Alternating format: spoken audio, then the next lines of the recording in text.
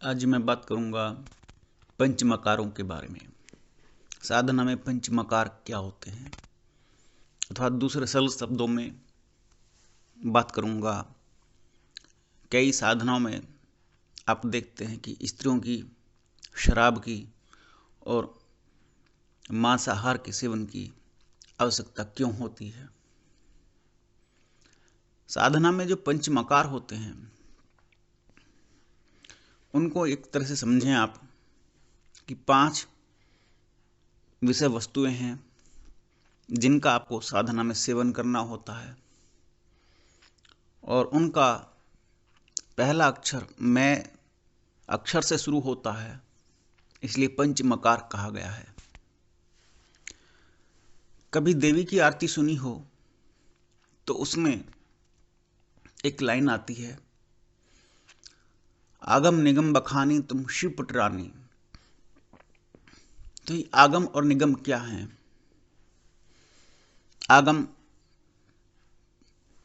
और निगम, इनका वेदों से संबंध है, और वेदों के अलावा जो भगवान शिव ने पार्वती जी से कहे। आगम तो वो है जो आप 4 वेद, 6 शास्त्र, 18 पुराण, उपनिषद आदि अगम्य अर्थात जहां तक पहुंचना मुश्किल है, वो सब आप पढ़ते हैं, लिखते हैं, समझ में आता है, विध्वंस रूप भी मिलता है, क्योंकि आक्रांतों ने बहुत सारे ग्रंथ जला दिए, फूंक दिए, फाड़ दिए, जिनके पास थे उनके लोप हो गए। आधा अधूरा वेद हमें मिलता है, वो सब आगम है। निगम वो है जिसको जाना ही नहीं जा सकता, और भगवान शिव ने डायरेक्ट पार्वती जी से कहा, वो निगम के अंतर्गत आता है। तो आगम निगम बखानी तुम शिव पुटरानी। तो पार्वती जी को भगवान शंकर जब तंत्र शास्त्र का ज्ञान प्रदान करते हैं तो उसमें पंचमकारों की प्रधानता देखने को मिलती है। भले ये तंत्र शास्त्र के लिए हों, लेकिन ये जो अच्छा योगी साधक होता है वो भी इनको अप्लाई करता है अपने भिन्न भिन्न साधनों को पूर्ण करने के लिए। साधना में सबसे पहले समझें कि तो शरीर बड़ा बलवान चाहिए होता है, मजबूत, जिसमें कई हजार गुना शक्ति हो, और हजारों गुना उससे भी ऊपर बलशाली उसका मन। इसलिए भगवान शिव की आराधना में आता है, हे प्रभु आप हमें सामर्थ्यशाली और शक्तिशाली मन प्रदान करें, हमारा संकल्प कभी कमजोर ना पड़े। ये रुद्राष्टाध्यायी के प्रथम अध्याय में ही है कि हम कोई भी साधना करें या जीवन भी जिए तो हमारा मन संकल्पवान हो। सबसे पहले हमारा मन की मजबूती चाहिए, क्योंकि मन वो इंजन है जो शरीर रूपी रेलगाड़ी को चारों तरफ खींच के ले जाता है। यहां थोड़ी समझने में जटिलता होगी। उसमें भगवती पार्वती जी शिव जी से प्रार्थना करती हैं, हे जगन्नाथ, हे देव प्रभु, कृपा करके मुझे आगमोक्त मकारों को ज्ञान मार्ग से परिभाषित करके समझाइए। तब भगवान शिव कहते हैं, देवी 17 कलाएं कही गई हैं। 17 का मतलब है 17 कलाएं कही गई हैं। और चंद्रमा अमृत का श्रावण करता है, चंद्रमा अमृत पीता है, वही प्रथम मकार मध है। मध माने मदिरा, शराब। शेष अन्य तो मदिरा मात्र हैं। ज्ञान खड़ग के द्वारा कर्म और अकर्म रूपी पशुओं का जो हनन करता है वह द्वितीय मकार मांस है, अन्य तो केवल मांसाहारी ही हैं। मन रूपी मत्स्य का दमन करके व्यर्थ के संकल्पों को नष्ट कर स्वरूपाकार वृत्ति का संकल्प करना तृतीय मकार है, यही सुदमीन कहलाता है। चतुर्थ मकार मुद्रा, वस्तुतः भक्ष्य भोजन, अन्न और इंद्रियों का निग्रह है। जो लोग अन्य मुद्राओं का आश्रय लेते हैं अथवा उनका उपभोग करते हैं भ्रष्ट धर्मा है, भ्रष्ट कर्मा है।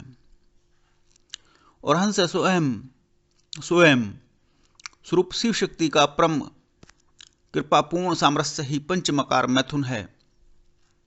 इस अवस्था में नेत्र रूपी पात्र से उन्मनी की पूजा की जाती है। यही पूर्ण कला है और इसमें कई सारे शब्द ऐसे आए जिनसे आप परिचित ही नहीं हैं। इनको सरल शब्दों में कहता हूं, हालांकि ये 4-5 लाइन ही हैं पंचमकार के बारे में जो मैंने अभी पढ़ी। प्रभु कहते हैं कि चंद्रमा की कलाएं 17 हैं और चंद्रमा अमृत का पान करता है। आपने एक शब्द सुना होगा सोमरस, देवताओं की मदिरा कही गई है। और साधना में, कई साधनाओं में, कई ध्यान साधनाओं में भी और तंत्र साधनाओं में भी नशे का सेवन होता है और कई साधनाओं में अलग अलग देवी और देवता की पूजा की जाती है। कोई महालक्ष्मी की, कोई महाकाली की, कोई भैरव जी की, कोई बटुक भैरव जी की और कोई हनुमान जी की, भिन्न भिन्न प्रकार से करता है। हालांकि हनुमान जी की बहुत सारी साधना ऐसी हैं जो तंत्र शास्त्र के माध्यम से भी संपादित की जाती हैं, लेकिन उनमें कहीं मदिरा का उल्लेख मुझे नहीं मिला। बाकी भैरव जी की और महाकाली की साधना या तंत्र शास्त्र में और देवता हैं, भैरवी की भी है, योगिनियों की भी है, शाकिनी, डाकिनी, हाकिनी, पिशाचिनी आदि साधनाओं में मदिरा का सेवन किया जाता है। एक मन है, मैं से मदिरा हो गया, दूसरा मैं से मन। मन को आप जानते हैं, मन एक दीवार है। जहां मन रहेगा वहां किसी भी प्रकार की कोई भी, किसी भी, कैसी भी सफलता की संभावना बनती ही नहीं है। तो मन रूपी तत्व को तो बिल्कुल निकाल करके बाहर फेंक दिया जाता है। पंचमकारों में एक आता है। अब बचे 3, मास, मुद्रा और मैथुन। जब मदिरा भी है और मन नहीं है, मुद्रा को लेते हैं। मुद्राएं आपने देखी होंगी खजुराहों के मंदिर में, नहीं देखी हो तो फोटो निकाल करके इंटरनेट से देख सकते हैं। वे काम सूत्र की, काम ऊर्जा की और मैथुन क्रियाओं की भिन्न भिन्न प्रकार की मूर्तियां पत्थरों पर खुदी हुई हैं। और भारत में कई 5 या 7 मंदिर ऐसे हैं जहां मैथुन कुर्ती हुई पत्थरों की मूर्तियां हैं और उनके माध्यम से पहले कभी शिक्षा दी जाती थी। तो मैं केवल मुद्राओं की बात कर रहा हूं, अभी मैथुन की नहीं। मुद्रा अर्थात योग का एक रूप। 84 आसन हैं जिस प्रकार से योग करने के लिए, शरीर को स्वस्थ रखने के लिए, वैसे ही मुद्राओं का पालन किया जाता है। योगाभ्यास के अलावा जिस देवी देवता की पूजा करते हैं उसके अकॉर्डिंग आप शरीर की मुद्रा बनाते हैं, हाथों की मुद्रा बनाते हैं। उसका पूरा एक वैज्ञानिक वर्णन मिलता है कि उस मुद्रा से कोई एक आवर्ती, एक तरंग उत्पन्न होती है जो मंत्र के माध्यम से होती हुई उस देवता तक पहुंचती है और उस मुद्रा के माध्यम से वो देवता खींचा चला आता अथवा सिद्ध होता है। ये मुद्रा का रूप है। मदिरा, मन, मुद्रा। अब बात करते हैं मास की।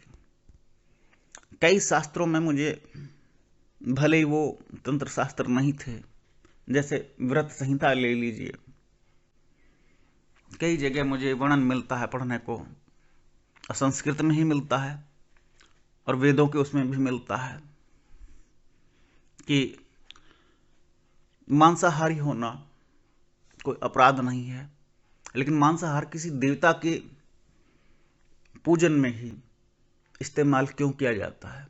आज भी कामाख्या में बहुत बड़ा तंत्र शास्त्र का या तंत्रिक क्षेत्र का प्रथम स्थान कहलाता है कामाख्या, कामरूप।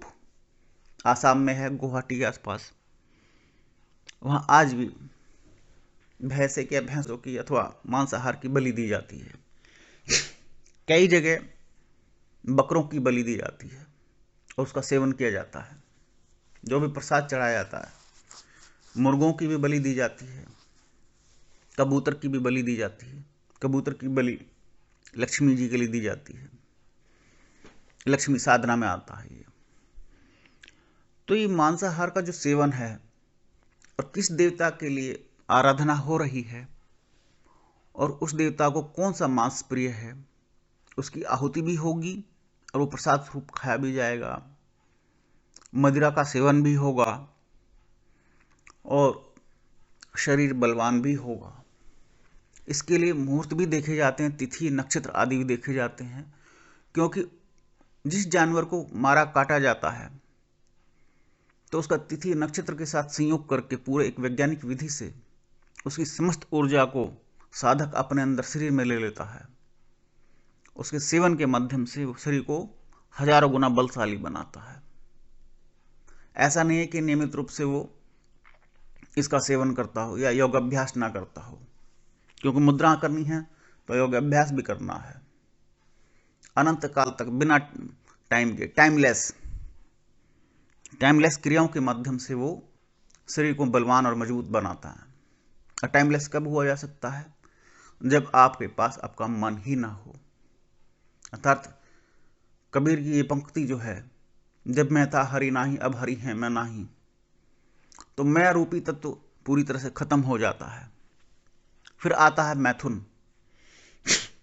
स्त्रियां क्यों शामिल की जाती हैं साधनाओं में, औरतों की क्यों महत्ता है? मन सारे संसार से छूट जाता है। अभ्यास, प्रयास, योग, वैराग्य, आराधना, नाम जप, मंत्र, तंत्र, सब चीजों से मन छूट जाता है, लेकिन औरत से मन नहीं छूटता। दूसरे शब्दों में, संभोग की क्रिया रूपी मैथुन क्रिया से मन नहीं छूटता, बहुत गहरे और जड़वत होती है। इसीलिए उसको शामिल कर लेते हैं कि तुझसे मन तो नहीं छूटेगा, लेकिन अगर तू साथ में रहेगी, तेरा पूर्ण भोग होगा, तो फिर तो बाधा नहीं बनेगी।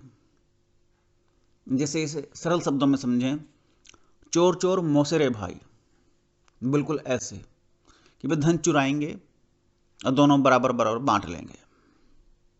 तो इसलिए स्त्री का उपभोग करने के लिए रखा जाता है कि परमात्मा के क्षेत्र में जब आप आगे बढ़ते हैं, या जिस भी ध्यान साधना में आप आगे बढ़ते हैं, साधना में आगे बढ़ते हैं, तो वहाँ नशे का सेवन भी करते हैं और औरत का सेवन भी करते हैं, मांसाहार का भी सेवन करते हैं, लेकिन उनमें मन नहीं होता।